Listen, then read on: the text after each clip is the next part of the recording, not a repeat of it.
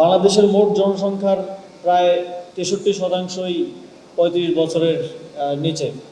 এই তরুণ শক্তি বাংলাদেশের সবচেয়ে বড় সম্পদ ও শক্তি। এই সম্ভাবনাকে কাজে লাগানোর কোনো বিকল্প নেই। বিপুল এই যুব সমাজকে ডেমোগ্রাফিক ডিভিডেন্ডে রূপান্তর করতে না পারলে কাঙ্ক্ষিত অর্থনৈতিক উন্নয়ন সম্ভব নয়। যুগ যুগ ধরে এর নেতিবাচক প্রভাব আমাদেরকে বয়ে বেড়াতে হবে, কারণ এই সুযোগ প্রতিটি দেশে একবারই আসে। সরকার এই বাস্তবতা উপলব্ধি করে যুব উন্নয়নের প্রশিক্ষণ, ঋণ ও প্রযুক্তিগত দক্ষতা বৃদ্ধির নানা কর্মসূচি চালিয়ে যাচ্ছে। অধিদপ্তর সৃষ্টির পর থেকে 2025 সালের জুন পর্যন্ত 64টি জেলায় কার্যালয়, 70টি প্রশিক্ষণ কেন্দ্র এবং 501টি উপজেলা, মোট 83টি ট্রেডে প্রায় 74 লক্ষ যুব নারী প্রশিক্ষণ লাভ করেছে। বিভিন্ন ঋণ কর্মসূচির আওতায় এ পর্যন্ত প্রায় 11 লক্ষ যুবক 2,700 কোটি টাকার বেশি ঋণ পেয়েছে।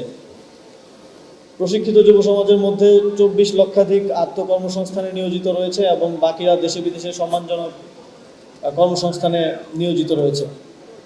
তাছাড়া যুব উন্নয়ন অধিদপ্তর ইতিমধ্যে 18,000-এরও বেশি যুব সংগঠনের সঙ্গে সম্পৃক্ত হয়েছে। এর মধ্যে 5,800টি সরাসরি অধিদপ্তরের নিবন্ধিত, 2,375টি স্বীকৃতিপ্রাপ্ত এবং অন্যান্যগুলো তালিকাভুক্ত।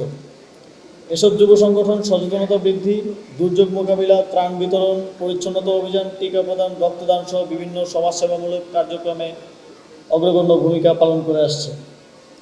এছাড়া যুব সমাজের স্বার্থে সরকার বিভিন্ন প্রকল্প বাস্তবায়ন করছে, যার মধ্যে উল্লেখযোগ্য বায়োগ্যাস প্ল্যান্ট স্থাপনের প্রশিক্ষণ সংক্রান্ত ইম্প্যাক্ট প্রকল্প, ভ্রাম্যমাণ আইসিটি প্রশিক্ষণ, ফ্রিল্যান্সিং প্রশিক্ষণ প্রকল্প, যানবাহন চালনা বিষয়ক প্রশিক্ষণ। এছাড়াও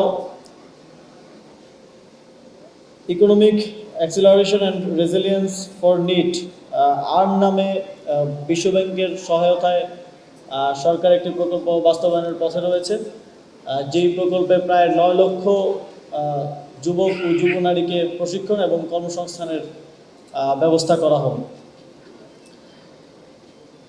একই সঙ্গে আর্টিফিশিয়াল ইন্টেলিজেন্স ও অটোমেশন বিষয়ক দক্ষতা বৃদ্ধির উদ্যোগও নেওয়া হয়েছে।